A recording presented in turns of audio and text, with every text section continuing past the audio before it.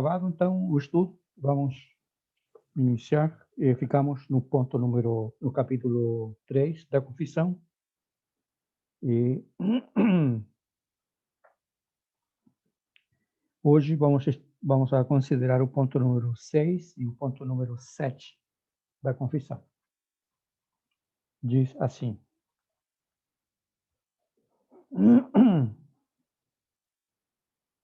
Deus não apenas designou os eleitos para a glória, de acordo com o propósito eterno e espontâneo da sua vontade, mas também preordenou todos os meios pelos quais o seu propósito será efetivado. Por isso, os eleitos, achando-se caídos em Adão, são redimidos em Cristo e chamados eficazmente para a fé nele, pela ação do Espírito Santo, e no seu devido tempo, e são justificados, adotados, santificados e guardados pelo poder de Deus, mediante a fé para a salvação. Ninguém mais é redimido por Cristo, chamado eficazmente, justificado, adotado, santificado e salvo, senão unicamente os eleitos. O ponto número 7 diz assim: Este alto mistério da predestinação deve ser tratado com especial prudência e cuidado, para que os homens, atentando para a vontade de Deus revelada na sua palavra e prestando-lhe obediência, possam assegurar-se de sua eleição eterna, pela comprovação de sua chamada eficaz.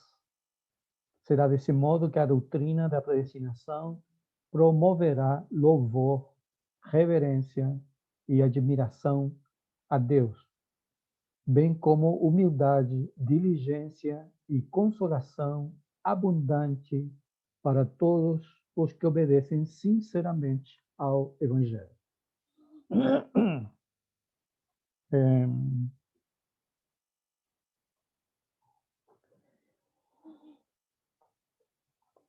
Conforme nós podemos ver aqui na nossa confissão de fé, iremos considerar primeiro o seguinte: Deus não somente, já temos visto pela doutrina do decreto, que Deus não somente ele escolheu pessoas ou predestinou pessoas para a salvação. Ele fez isso. Mas também, que é o que nós estamos vendo hoje, Deus também estabeleceu os meios. Deus estabeleceu, designou os meios pelos quais os eleitos para a sua glória serão chamados, ou o plano de Deus será executado. Então, Deus não somente nos escolheu em Cristo desde antes da fundação do mundo, mas Ele também preordenou, estabeleceu os meios pelos quais nós podemos crer em Cristo, porque nenhuma pessoa do nada ela passa a crer em Cristo.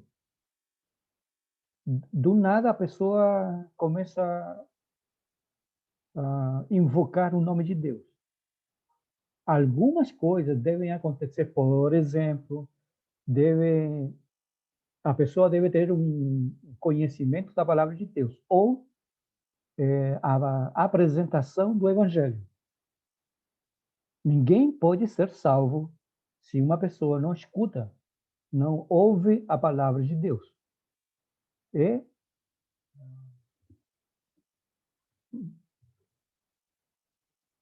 Só um momento.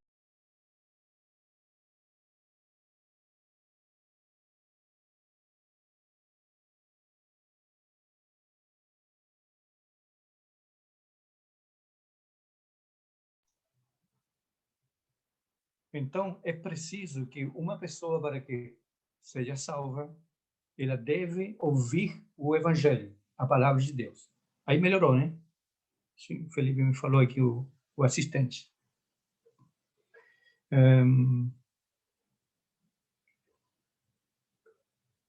Isso que diz a palavra de Deus. Então, Deus não somente estabeleceu ou predestinou pessoas, também os meios. Então, nós vamos nascer num país onde a palavra de Deus esteja em circulação, onde alguém possa nos falar de Cristo, sejamos evangelizados, possamos nos congregar numa igreja, todas essas coisas, inclusive a nossa família, pois muitas pessoas, não todos, mas muitas pessoas escutaram, ouviram o evangelho já no berço, desde o berço. Não todos, mas Deus usa tudo aquilo para a sua glória. Os meios, então, estabelecidos por Deus para salvar um escolhido, salvar um eleito, são, primeiro, já sabemos que todos aqueles que vão entrar no reino de Deus são eleitos em Cristo. É o que diz a palavra de Deus. Fomos escolhidos nele antes da fundação do mundo. É a primeira informação que nós encontramos na Escritura. Depois, apesar que aqui a confissão de fé batista, ela ela não se propõe fazer o que colocar em ordem os fatos como ocorre a salvação, tá? A chamada a Ordo Salutis. A confissão não tem essa preocupação. Provavelmente na teologia sistemática você vai encontrar a Ordo Salutis mais minuciosamente elaborada.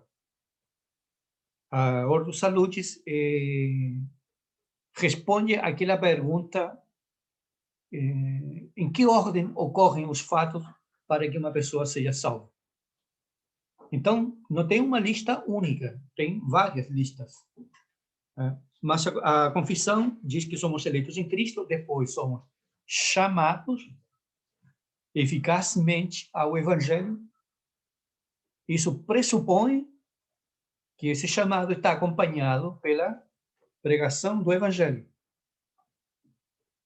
O chamado vem pela proclamação da verdade. Depois que Deus chama o pecador, Deus produz fé no coração do pecador para que ele possa crer na palavra que está sendo pregada. Devemos lembrar que o homem é incrédulo. O homem não crê. Ele não tem a chamada a fé salvadora. Ele tem a chamada a fé, alguns, não todos também, a chamada a fé histórica.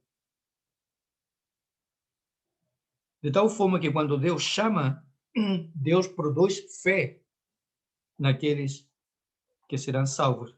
Depois diz que nós somos justificados, somos adotados, somos santificados.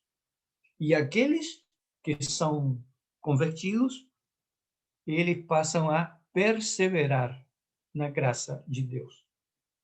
Como disse anteriormente, provavelmente não segue a ordem lógica que nós encontramos nas teologias sistemáticas. Por exemplo, na teologia sistemática, poderíamos encontrar decreto, depois poderíamos encontrar vocação, poderíamos encontrar regeneração, que é o ato pelo qual o Espírito de Deus implanta a nova vida no pecador. Regeneração, depois encontramos chamado eficaz, e aí depois encontramos, e todas estas coisas são concomitantes, ou seja, acontecem de uma forma concomitante, de um só golpe, né? Então, esses meios Deus estabeleceu para aqueles que estão perdidos e estão predestinados possam ser salvos. Este milagre da conversão, estamos falando da conversão verdadeira. A conversão verdadeira, segundo a palavra de Deus, só ocorre na vida daqueles que são realmente convertidos. Só aqueles que verdadeiramente nasceram de novo, estas coisas acontecem neles. Acontecem, em alguns casos, em alguns com mais intensidade, certos aspectos. Outros são iguais. Por exemplo, somos justificados, todos somos justificados no mesmo grau. Não podemos dizer que um irmão da igreja está mais justificado que o outro. Estamos todos justificados no mesmo grau. Mas tem outras virtudes que, sim, elas variam em grau, intensidade, como a santificação. Tem alguns que são mais santificados que outros. Mas este milagre só pode acontecer na vida daqueles que são realmente convertidos. Um pouquinho mais na frente, vamos a ver as evidências bíblicas que nos falam sobre isso, tá? E o que acontece, o que diz a confissão com relação aos que não são eleitos? Já vimos no estudo anterior que a eleição, ou a predestinação, ela obedece a uma prerrogativa divina, soberana de Deus. Por que Deus me escolheu a mim? Sendo que eu estava tão morto e tão perdido como todos aqueles que ainda estão no mundo. Eu não tenho uma explicação, somente sei que foi Deus, pela sua graça, pela sua misericórdia. E Deus fez isto de maneira soberana. Não porque ele viu ou previu fé em nós, ou porque nós chamamos a atenção de Deus porque éramos menos pecadores que outros, ou porque nós, de alguma forma fizemos ou tínhamos algum mérito que atraiu a graça de Deus. A Bíblia nega isso. Todos somos salvos só pela graça de Deus, só pela misericórdia. E isto Deus fez de forma soberana, não influenciado por nada, senão pelo seu bem-querer, um conselho santo da Santíssima Trindade. Os outros que não são eleitos, diz a confissão, são deixados no seu estado natural.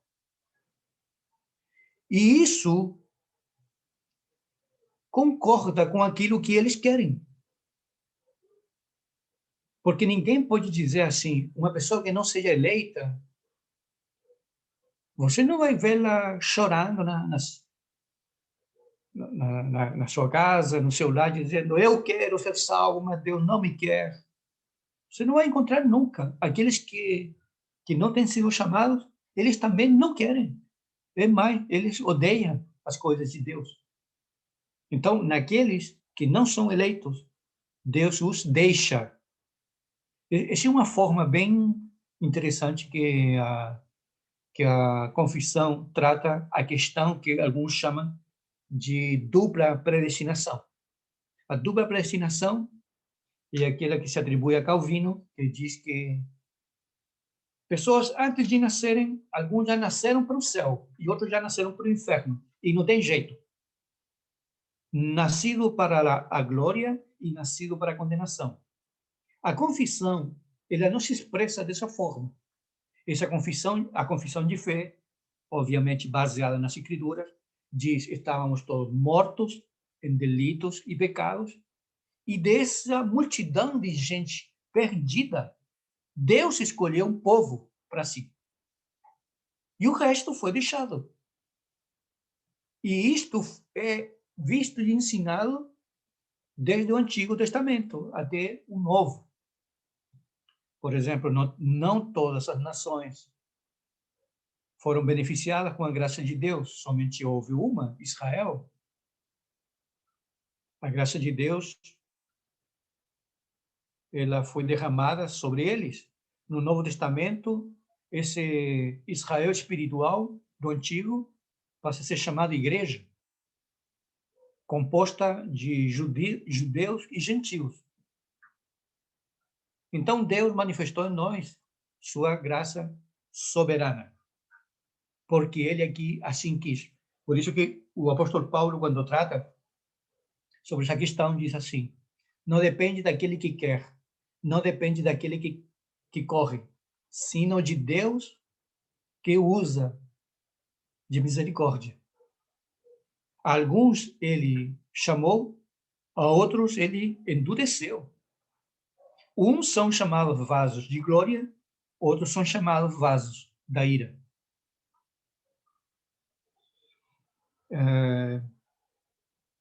Também devemos entender, amados irmãos, que as pessoas que não são escolhidas ou são deixadas no seu estado natural, elas, inclusive, elas podem até ter algum tipo de conhecimento de Deus. Elas podem até ter um tipo de conversão, o que o Dr. Lloyd Jones chama de uma conversão psicológica, uma conversão superficial. Você vai ver em toda a igreja, em toda a congregação, você vai encontrar onde prega-se verdadeiramente a palavra de Deus, você vai encontrar crentes verdadeiros. E onde há uma pregação fiel do evangelho, será a grande maioria. Mas sempre nós vamos ter um grupo de pessoas, 1, 2, 3, 4, 5, 10, proporcional, e eles não nasceram de novo. Eles estão ali, eles acompanham, eles falam como crentes. Até certo ponto, eles se comportam como crentes, se vestem como crentes, mas o coração deles nunca foi transformado. É por isso que eles não têm compromisso, eles não amam profundamente Deus. Então, os professos são aqueles que não passaram por uma conversão verdadeira. Eles podem até ter uma certa experiência religiosa, mas uma conversão verdadeira só ocorre quando a graça de Deus opera na vida daquela pessoa. Os arminianos vão dizer que não, ali todos serão salvos, mas aqueles que se desviaram é porque eles perderam a salvação, eles caíram da graça. E a Bíblia refuta isso. A conversão é um ato de Deus que obedece a um decreto eterno, que obedece a um pacto eterno. Ali Deus fez uma obra que não pode ser frustrada, e a graça de Deus, apesar que os crentes possam tropeçar e possam pecar, a graça de Deus vai restaurá-los. Às vezes, os crentes, hoje, nós temos uma visão um pouco, não sei, legalista. Por exemplo, alguns dizem assim, que um pastor fez tal coisa, ou que um crente fez tal coisa. Mas como? Esse cara nunca foi crente. Mas esquecem, ao mesmo tempo esquecem o ato vergonhoso e vil que cometeu Davi, Sansão.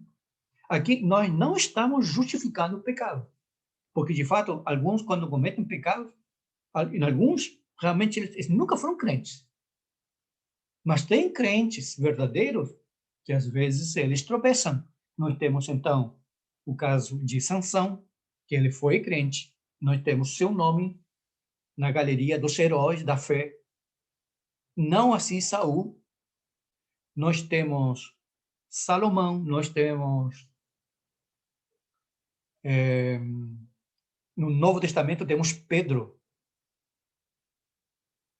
Então, a palavra de Deus nos diz que a graça de Deus que opera naqueles que são chamados eficazmente, eles são justificados, são santificados e eles perseveram no caminho.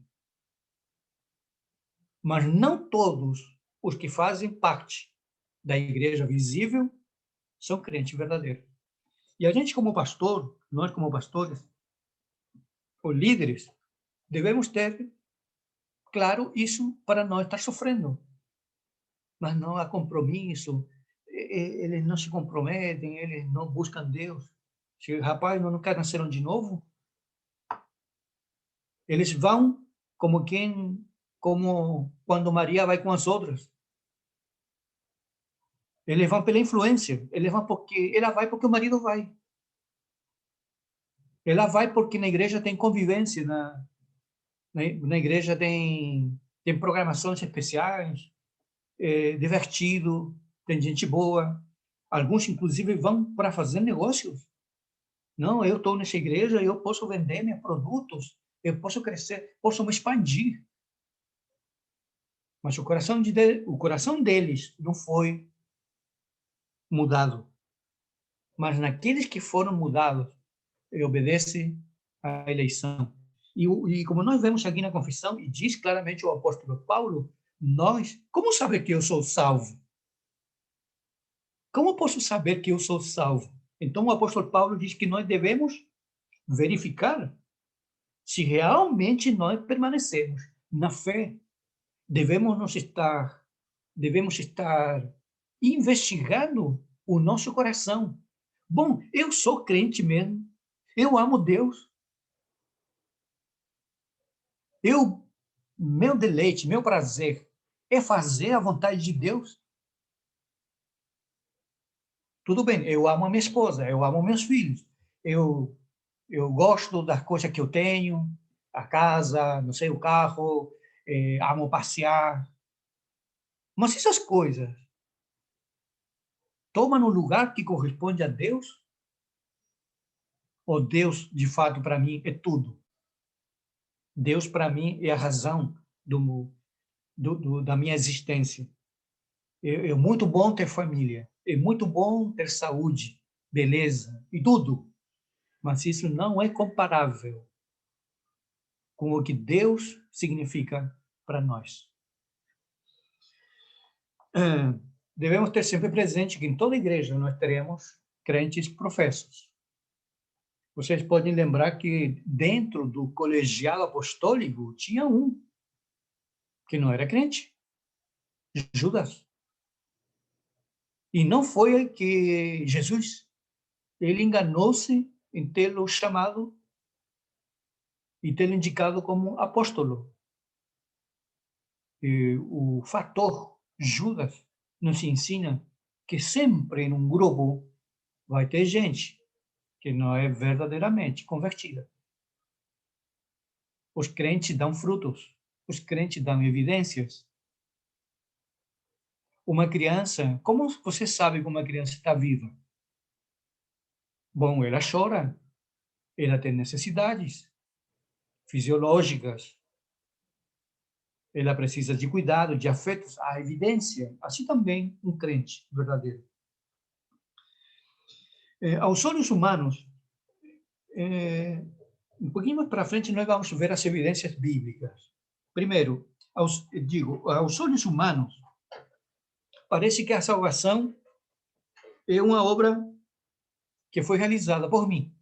Me deu vontade de ler a Bíblia, me deu vontade de ir para a igreja, me deu vontade de ouvir a pregação. Eu gosto de tal pregador, eu gosto. E na linguagem de muitos, então eu aceitei Jesus, que é uma linguagem equivocada, erradíssima. Ninguém aceita. Nós somos aceitos. O que está sujo não é Cristo, somos nós. Nós que somos aceitos. Mas a todos nós quase se nos ensinou, não, quando eu aceitei Jesus, isso não está na Bíblia. A Bíblia não utiliza essa linguagem. Muito bem, aos olhos humanos, parece então que a salvação foi realizada por nós, foi procurada por nós. Mas do ponto de vista de Deus, a minha conversão obedece a um plano divino milimetricamente executado. Inclusive, pode ser que, em alguns casos, a pessoa nem sequer perceba quando realmente foi convertida. Em outros casos, dá para perceber. Por exemplo, o apóstolo Paulo, ele teve uma conversão extraordinária, mas não toda conversão é assim. Por exemplo, eu praticamente nasci numa igreja batista, mas quando eu tinha meus 13, 14, 15 anos, só gostava da música. O resto não estava nem aí com nada. Gostava porque tinha jogos de futebol, ping-pong, essas coisas, passeio. Mas, fora disso, mas depois começou a surgir um interesse pelas coisas de Deus. Depois fui informado que pela palavra, que essa obra foi realizada por Deus. Então, aos olhos humanos, parece que somos nós. Mas do ponto de vista da palavra, das Escrituras, foi Deus. Pastor, o senhor não viu nenhum raio cair sobre você, que botou você no chão, não aconteceu isso? Fale um pouquinho mais alto para ouvi-lo melhor. Quando o senhor nunca viu um raio que veio e caiu sobre você e jogou no chão na sua conversão, quando você estava no seminário, não aconteceu isso, não? Não, eu me chamo Miguel, não me chamo Lutero. Foi Lutero que teve essa experiência, né? Que viu um raio que quase caiu em cima da sua cabeça e ele tremeu e correu para Deus. Mas eu não vi raio. A missionária também teve essa experiência. Ah, tá. Mas eu não vi raio, não vi lua cheia, não vi coisa nenhuma. Somente quando acordei já estava dentro. Né? E realmente isso transformou a minha vida. Conta-se uma ilustração.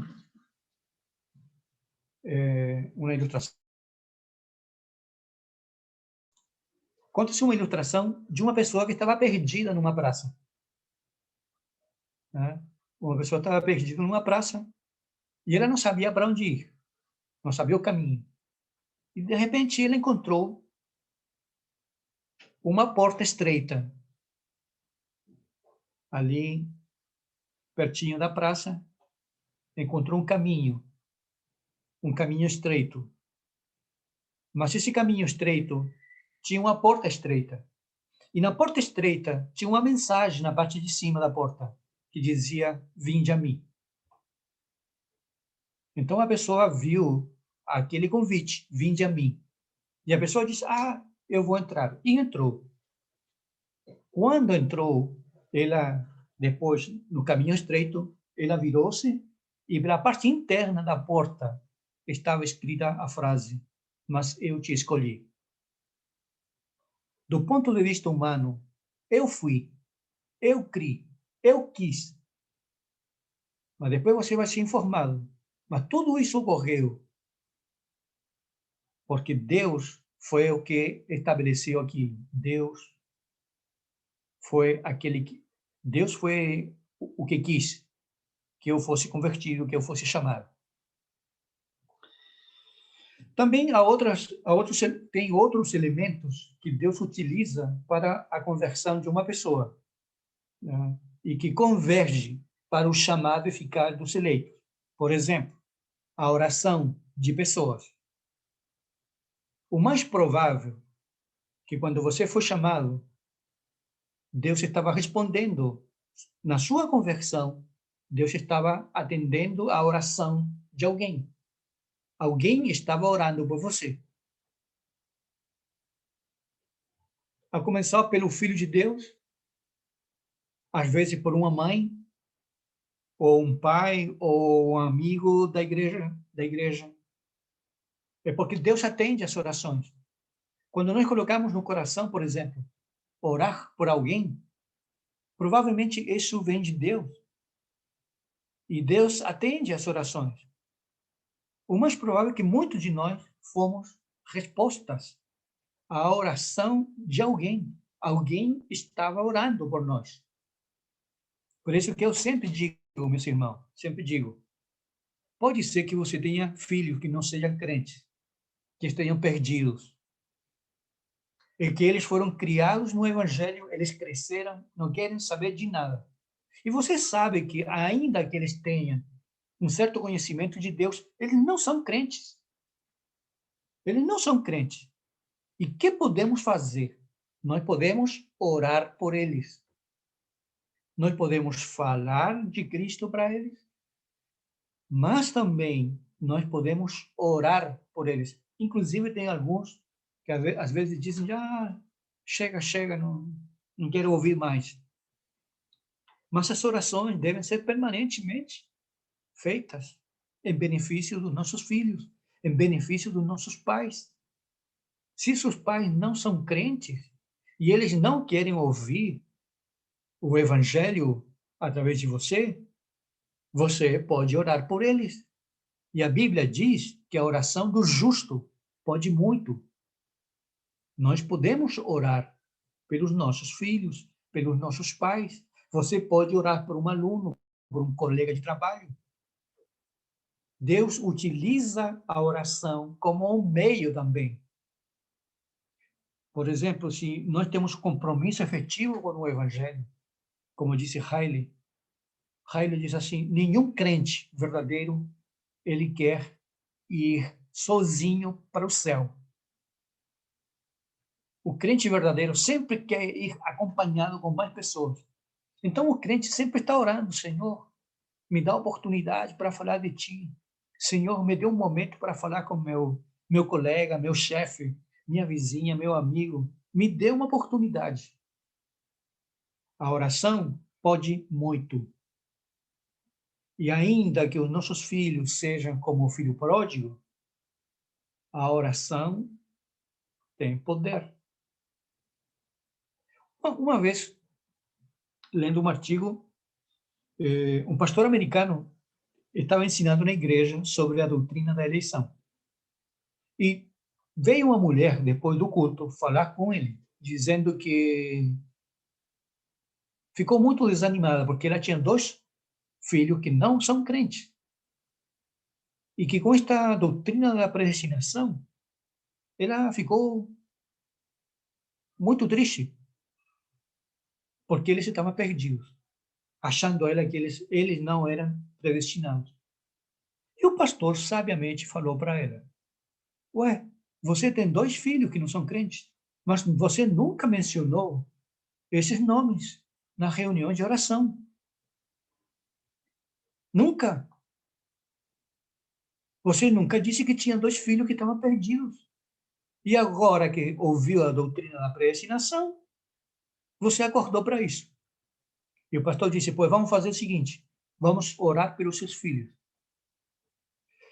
A história termina contando que um dia a mulher chegou no culto com seus 2 filhos, um de cada lado, e eles foram convertidos.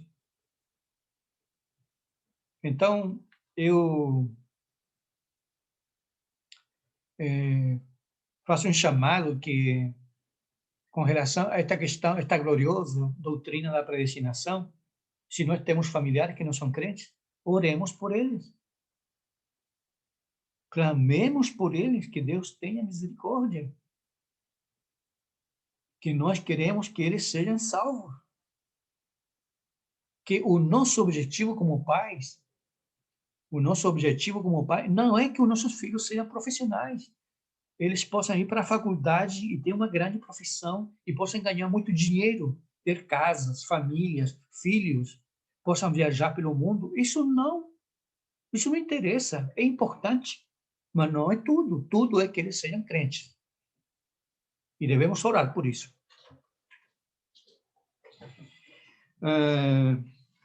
Então, outro meio que Deus utiliza, para chamar os eleitos é a oração.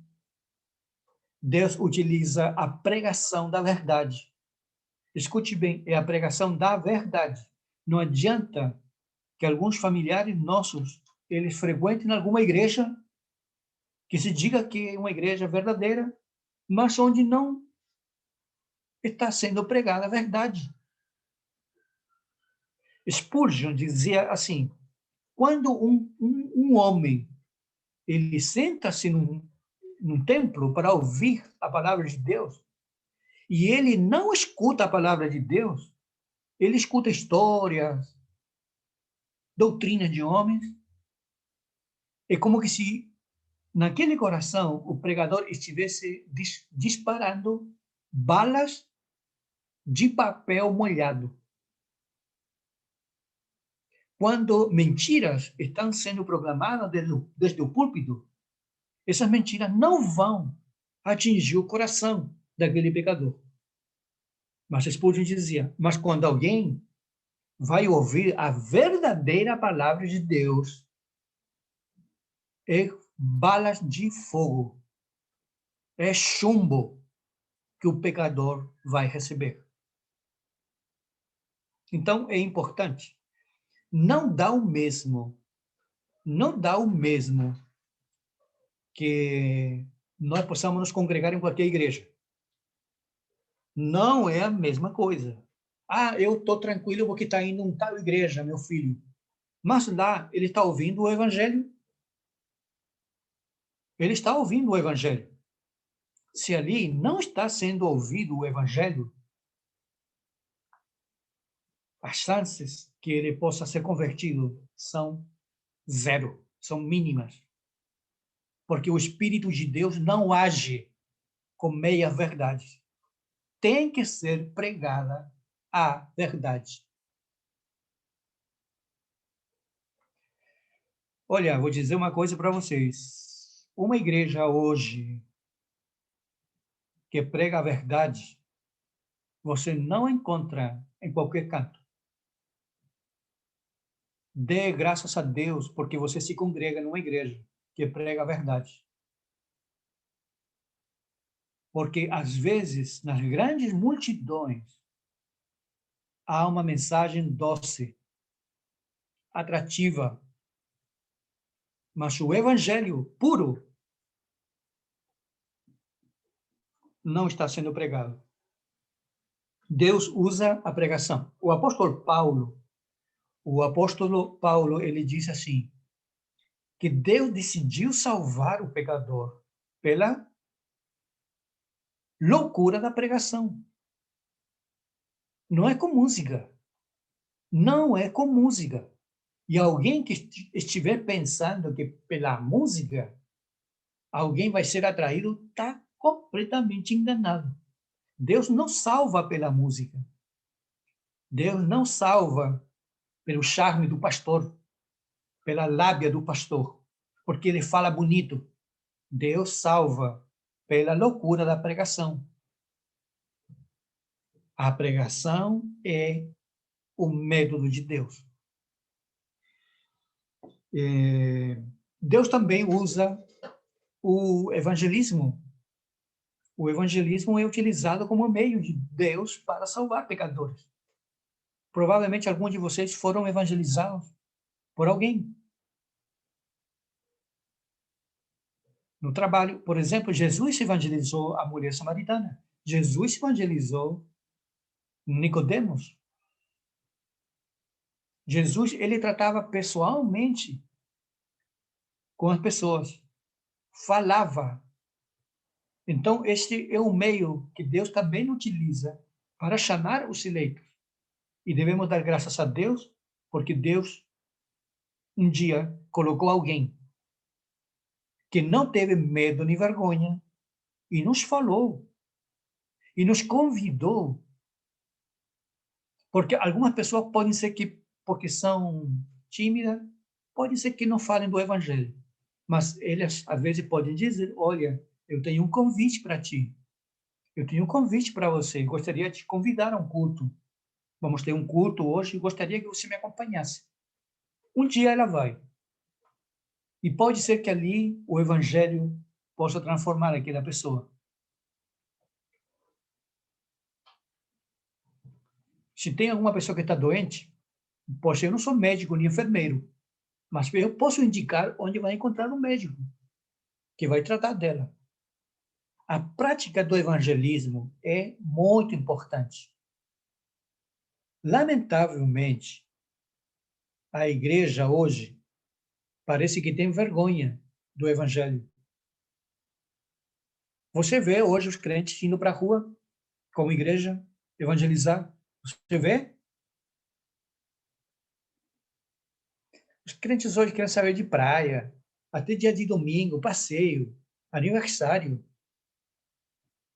A prática do evangelismo hoje é mínima, mas é um meio que Deus pode usar para trazer alguém a Cristo. E não podemos deixar de falar na obra extraordinária e gloriosa do Espírito Santo de Deus. Podemos ter igreja verdadeira, pregação verdadeira, evangelismo verdadeiro, mas também é preciso que a obra do Espírito de Deus possa quebrantar o coração do homem, abrindo a mente, o coração. Por isso que o apóstolo Paulo diz que o homem deste mundo ele não entende as coisas de Deus, porque para eles são loucura. Os mundanos fazem críticas à palavra de Deus, mas quando o Espírito de Deus age, ele abre a mente, depois abre o coração, convence de pecado, de justiça e de juízo, e converte o coração.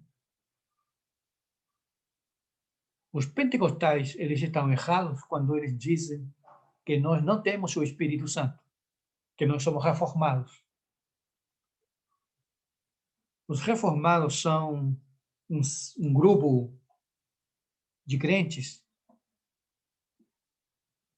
que são os que mais falam sobre a obra do Espírito Santo. Eu creio na obra soberana do Espírito de Deus. E ele tem um poder para converter qualquer pessoa. Aí temos a prova do apóstolo Paulo, que para ele não há impossível. Esses são os meios que Deus estabelece ou estabeleceu para chamar os pecadores ao Evangelho. Aqueles que são eleitos vão ser chamados visivelmente através desses meios. A confissão de fé também ensina claramente que a salvação pertence de princípio a fim somente a Deus. Como disse Jonas, a salvação é do Senhor. A salvação, de princípio a fim, é de Deus. Nós fomos agentes passivos no processo. Quando nós acordamos, já estávamos vivos. Mas a obra foi feita por Deus. A Deus deve ser dada a glória, não a nós. Nós não merecemos nada. Não tínhamos nenhuma condição de sermos salvos. E nós fomos atraídos pela graça de Deus porque nós éramos grandes pecadores. Porque são nos grandes pecadores onde Deus manifesta a sua graça. Por isso que o apóstolo Paulo vai escrever aos Coríntios, aos que não são nada, aos piores, aos indignos, Deus chamou, os fracos, Deus chamou para neles manifestar a sua glória. Vamos para a palavra, evidência bíblica. João, irmã Luciana, João 10, 15 e 26. Irmã Luciana, João 10, 15 e 26. Joevaldo pode me ajudar com 2 de Tessalonicenses 2:13. Estas reuniões de Zoom, elas parecem, como alguém já disse, a irmã Tiara, acho que ela falou isso, que parecem sessões de espiritismo. Eu não vejo ninguém mais.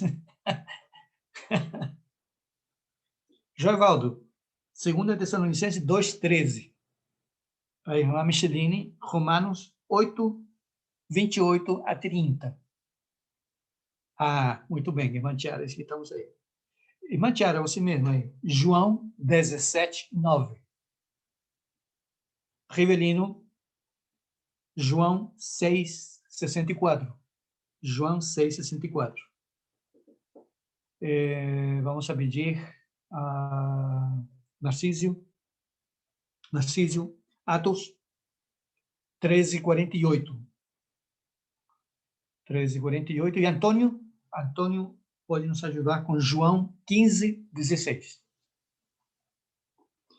Vamos então para João, capítulo 10, versículo 15 e 26.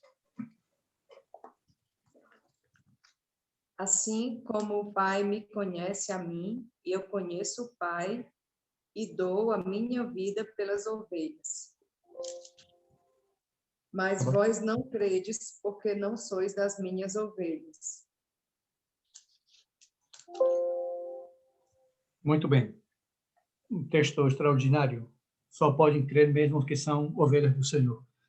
2 de Tessalonicenses 2,13.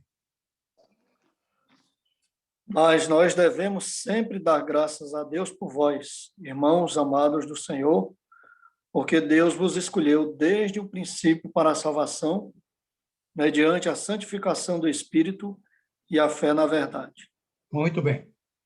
Muito interessante esse, ele tira os óculos para ler. Romanos 8, 28 a 30. Eu sabia que ele ia E sabemos que todas as coisas contribuem juntamente para o bem daqueles que amam a Deus, daqueles que são chamados por seu decreto. Porque os que dantes conheceu, também os predestinou para serem conformes à imagem de seu Filho, a fim de que ele seja o primogênito entre muitos irmãos. E aos que predestinou, a estes também chamou. E aos que chamou, a estes também justificou. E aos que justificou, a estes também glorificou.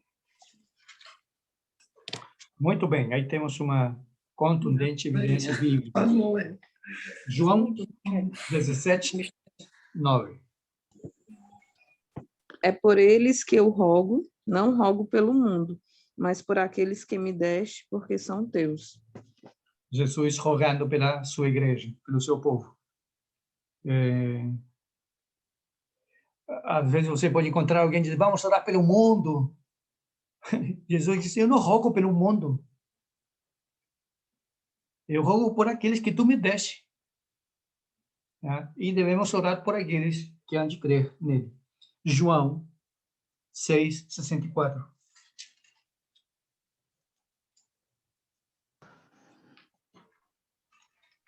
Contudo, há descrentes entre vós, pois Jesus sabia desde o princípio quais eram os que não criam e quem o havia de trair.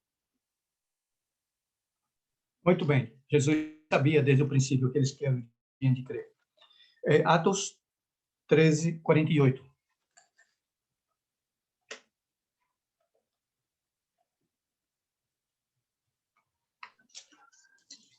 Ouvindo isso, os gentios alegraram-se e bendisseram a palavra do Senhor, e creram todos os que haviam sido designados para a vida eterna. Muito bem. Creram todos aqueles que estavam preordenados. E João 15, 16. Abra o microfone no Antônio. Amém. Não me escolhestes vós a mim, mas eu vos escolhi a vós, e vos nomeei, para que vades e deis fruto, e o vosso fruto permaneça, a fim de que tudo quanto em meu nome pedirdes ao Pai, eu vos conceda. Amém. Amém. Aí temos alguns textos, então, que nos falam da ação de Deus, chamando e utilizando os meios para que os eleitos possam crer. E a graça de Deus sigue trabalhando neles, desde o interior do coração. Provavelmente você já teve algum problema na igreja. Você já teve algum desgosto. Mas nunca o crente, ele pode até se mudar de igreja, né? Ele pode até se mudar de igreja, mas ele nunca, ainda que ele se decepcione com alguém, o crente nunca vai se distanciar de Deus. Jamais. A graça de Deus faz com que ele volte ao caminho. Muito bem, vamos terminar com alguns pontos rápidos do parágrafo número 7. A doutrina da predestinação, ela é um santo mistério. Tá? Ela não pode ser abordada de um ponto de vista filosófico. Ela deve ser recebida como a palavra de Deus. É isso que Deus fez e pronto. Então, é um santo mistério. Tem coisas que eu não entendo, mas não porque eu não entenda, eu não creio. Segundo, esta doutrina deve ser tratada com especial prudência e cuidado. Por exemplo, erradíssimo, se você começa a conversar com uma pessoa, não sei que seja de outra igreja, vamos supor aí a Assembleia de Deus, e você diga, não, mas eu sou eleito, eu sou escolhido de Deus. Vocês não têm certeza que vocês são escolhidos. Isso é errado, erradíssimo. Esta doutrina não é para isso. Esta doutrina é para quebrantar o coração, tornar o crente mais humilde e agradecido. Agradecer a Deus, porque eu não merecia. Eu era fraco, eu era terrível, estava morto em delitos, em pecados, e Deus me escolheu pela sua graça e sua misericórdia. Deve causar em nós profunda gratidão. Te dou graças, ó Deus, porque se eu sou crente hoje, é pela tua graça, pela tua misericórdia. E com isso estamos preparados para enfrentar a morte quando ela vier. Deve causar em nós uma profunda gratidão. Alguns dizem, não, isto causa revolta. Revolta em quem não entende o Evangelho. No crente, a doutrina do decreto da predestinação e eleição, ela gera uma profunda gratidão. Como é possível que Deus colocou seus olhos numa pessoa como eu, que não merecia, nunca fiz nada, inclusive até blasfemei, zombei das coisas de Deus. E apesar disso, Deus me alcançou com a sua graça, com a sua misericórdia. O arminiano, quando chegar no céu, vai colocar assim a mão e vai dizer para Deus, bate aqui, Senhor, bate aqui a mão. Porque a salvação foi 50% tua e 50% minha. 50 e 50. Pois nós, como crentes, vamos chegar lá dizendo, Senhor, toda a glória é tua. É para ti. Porque eu não mereci nada. Eu fui até capacitado a crer neste glorioso evangelho. Também deve aumentar o fervor evangelístico. Porque os arminianos dizem, esta doutrina da predestinação, ela diz assim, bom, se Deus já tem uns eleitos, então para que vamos pregar? Se os eleitos vão ser salvos do mesmo jeito. Vão se salvar do mesmo jeito.